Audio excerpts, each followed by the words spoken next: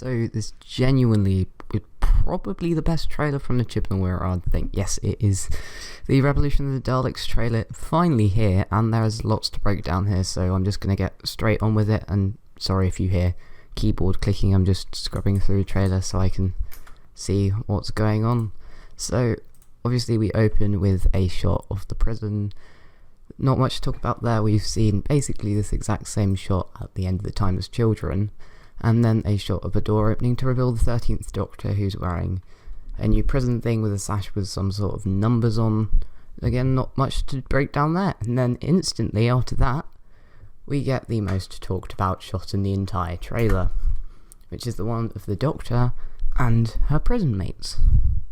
So in this shot of the Doctor in the prison, there seems to be the Doctor, obviously, in the cell in front of her. There seems to be a Ting, everyone's favourite. Behind the cell behind her, there is a weeping angel with some sort of red chain around it. I'm guessing that's to stop it moving.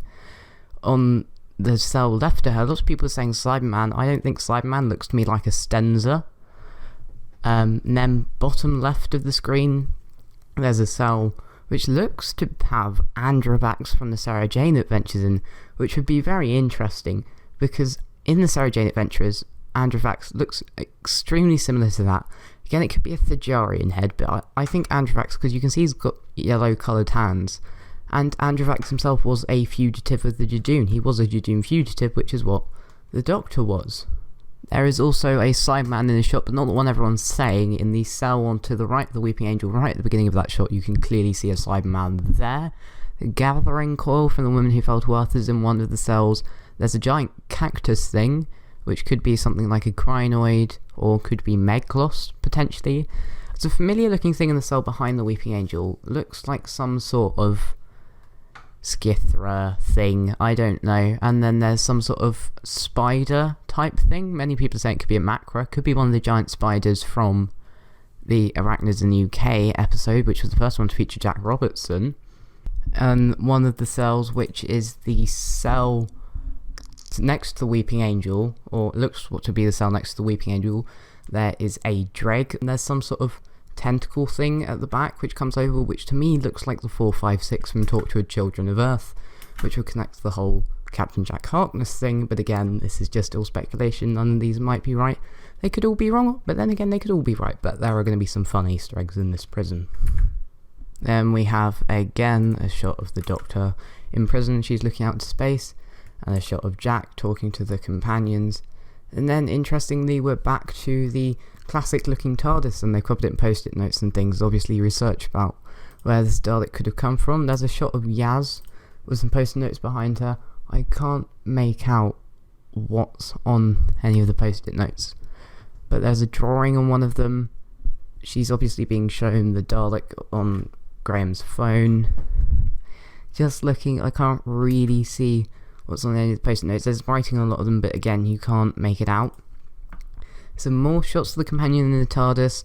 Then we have a shot of the Dalek surrounded by smoke coming out of what looks to be 10 Downing Street. Next to it is a police officer. Then we have a shot of the UK Prime Minister. I'm assuming that's who she is, with two of the new Daleks coming up from either side, and she calls them defense drones. Interestingly, here we have a shot of Jack Robertson and a character you don't know the name of, but we know there's a character called Leo in it. I'm guessing that might be him, looking at a Dalek mutant in some sort of tank.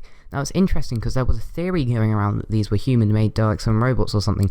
If they're human-made Daleks, I don't know how they would have got hold of the mutants. So maybe these Daleks are Daleks they've captured the mutants of, put in new casings, or just Daleks they've discovered and are trying to use them for their own purposes, and they know that they didn't make them and they know their true nature.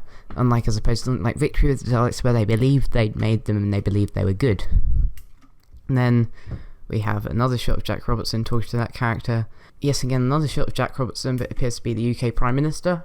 That character he was talking to, opening up a Dalek casing, looking what's inside, which again goes against the idea that the humans made them, because if they did, then they'd know what's inside them and wouldn't need to look in them. And we have a shot of the companions walking up and saying, "Yo, remember us?" And you're supposed to think they're talking to Captain Jack. They're not. You can clearly see it cuts in the later shot. They're talking to Jack Robertson, who replies with, "Not you guys."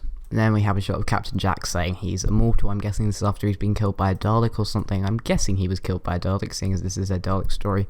And then we get a beautiful shot of a Dalek spaceship hovering above what could be Sheffield, could be London. But something I really like about this trailer is it's feeling like a more traditional Doctor Who episode. Where all the Chibnall ones, they felt contemporary new, which isn't a bad thing, but it's nice to have a traditional Doctor Who episode set in London. London is a great place to set Doctor Who episode, as Chibnall has mostly avoided it, but yeah, there's a beautiful looking Dalek spaceship hovering above there. I would also guess these are the bronze Daleks as opposed to the black Daleks, and they've come for some reason or another. Then we have Yaz in some sort of lab or spaceship or something. There's a keypad on the wall. Again, it seems to be talking to Captain Jack, but the lighting doesn't really match up, so she could be, could not be. And we have then another beautiful shot of some Daleks, this time with the red lights instead of the blue lights, flying around above the streets of London. I'm guessing could be Sheffield again, firing red lasers, which is the first of the Dalek. They also have red eye stalks, which again is the first. They seem to be missing absolutely everything, blowing things up, but you can see they have killed some people. There are some bodies on the floor. Then we have the shot of Jack Robertson I talked about earlier. Then we get an interesting shot of a Dalek mutant coming out of some sort of box and wrapping itself around someone.